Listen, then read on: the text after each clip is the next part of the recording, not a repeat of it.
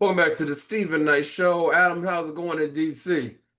Well, DC is good where the warm weather's back. I don't know how long Yes, it'll last, but it's nice outside and yeah, can't complain. I heard that. I heard that. We'll let y'all take it away. Movie reviews. Sure thing. So I talked about it last week, but I finally went to go see One Battle After Another, and this is the latest Paul Thomas Anderson movie starring Leonardo DiCaprio, Sean Penn, Benicio del Toro, and a few others. And for anyone who's familiar with Paul Thomas Anderson, he's done There Will Be Blood, he's done Licorice Pizza, he's done some of these like long films, and this is a 2 hours and 40 something minute film.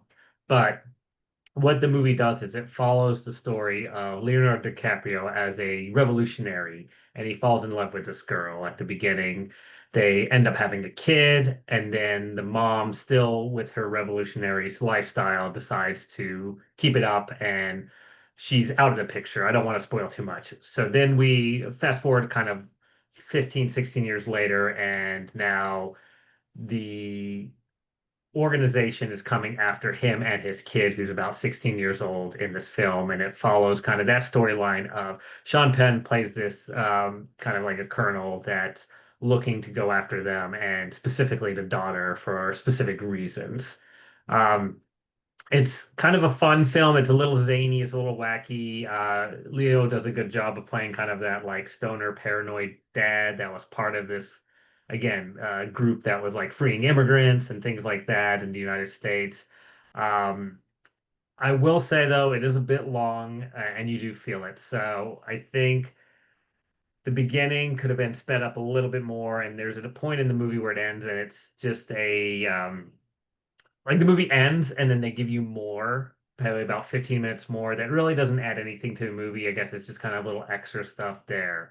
But I will say, everyone does a great job in this movie. Sean Penn is kind of the like white supremacist colonel, and he just like he nails that role very well. When you see him in the movie, he has that like really bad haircut that you're just like, who is this guy? And then Benicio del Toro actually really shines in this movie too. I wish we had more of him, and his role, I won't spoil too much, and it is really well done. And every time he's on screen, it's pretty entertaining. So I will say again, if you like Paul Thomas Anderson, if you liked The Phantom Thread, There Will Be Blood, this is probably up your alley. It is a good one. I enjoyed it, but I think, you could probably rent this one if you're looking to kind of skip ahead at the beginning or some of the middle and the end parts. Yeah. Is that the only film you saw? No, that was it for me. So, and that's my thing, and this is where I am on films right now. Again, if you want me to come to a theater and pay all that money that they're asking for and buy your snacks, make it worth my while. Do you feel like it was worth your while to do all that? It was. So I will say, I mean, I did enjoy the movie, and it is one of those movies that I did enjoy, but again, I'm not going out and recommending it to everyone. Okay. All right. Gotcha. So I checked out Monster, the Ed Gein story on Netflix. And this is a 9 episode installment. This is from Ryan Murphy. You know, when Ryan Murphy does something and he does a historical film and he puts his spin on it, Ryan Murphy will make you Google stuff. He makes me look up facts and see if that's actual. You know, did it really happen? And whoever does the research team for Ryan Murphy's camp, they're on point with the stuff that they do. Like seriously, they take deep dives, and and to the point where aesthetically they shoot for accuracy. That's how anal they are, and it's effective because it adds truth to the story. So, if anyone doesn't know, Ed Gein was a serial killer from Wisconsin. He was responsible for um, such films that we have like Psycho, Leatherface, the whole Texas Chainsaw Massacre thing, Buffalo Bill with Silence of the Lambs, that whole cut your skin off, wear it, I'm addressing your clothes, I'm gonna be my own mother and then I'm gonna kill you. That's Ed Gein. Ed Gein was an impossible cannibal. Ed Gein was like the worst of the worst of the worst. He was even a necrophiliac. He would have sex with corpses. It stars, let's see, what's his name? Charlie Hunnam, and you may know him from Sons of Anarchy, which I think is like his, just from that show alone to this role is a huge gap in his range of what he can play. And I was highly impressed. Even the tone of how he approached Ed Gein, because Ed Gein was supposed to be a soft-spoken character. Everyone thought that he was a nice guy. He pulled that off very, very well. Some of the scenes, they're not for children, and they are very, very adult and gross. So beware, be warned. It's very deep, very good. It kept me engaged, and I wanted to watch all of it in one sitting. But like I said, it's 9 episodes, so of course, you know, take a break here and there. But it's really that good. Again, Ryan Murphy knocked it out the park. At this point, anything Ryan Murphy does in this genre of like scaling and going into real life events, I'm there for it. He has my trust in those that type of storytelling from him. So I highly recommend it. And the next film that I saw was called Perfect Us. Perfect Us stars Michael Patterson and Tiffany Yancey. This is an independent film. You can find it on Tubi. And it's about a divorced couple that deals with their lingering love for each other while still raising their only child together. And at the same time, they're dealing with possibly falling back in love together. Their child is falling in love for the first time. And they have to sit back and witness and try to protect, advise, coach. It's pretty interesting.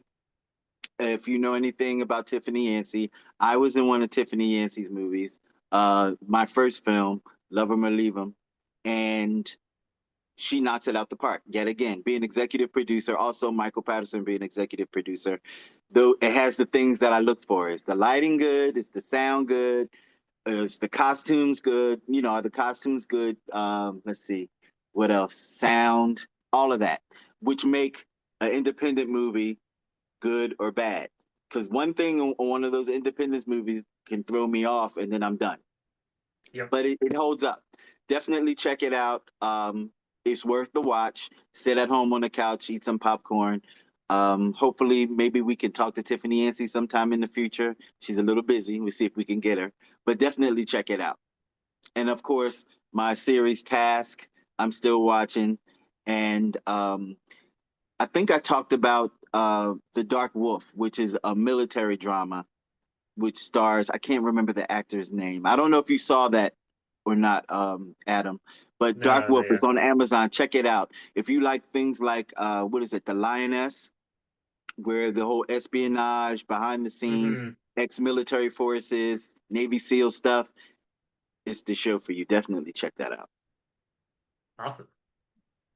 Nice, nice, Steven? nice. I just saw the morning show, which is excellent. Excellent. The morning show. There was a little bit that was a little corny to me, but I'll let y'all watch it. It was just one part. Someone was kind of like in hiding and they're exposed, but they had like the whole, I don't know. It looks like they were like in witness protection or something. I was kind of like, really? But it was good. It was really good, really good. Anything coming out of the pipeline?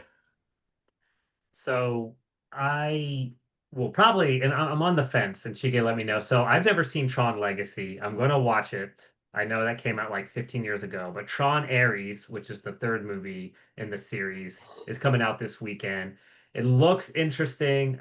Stars Jared Leto, and I know people are kind of over him right now, but um, I think it will be kind of a cool movie. That being said, though, Chica, do you remember seeing Tron Legacy ever, and was it worth it?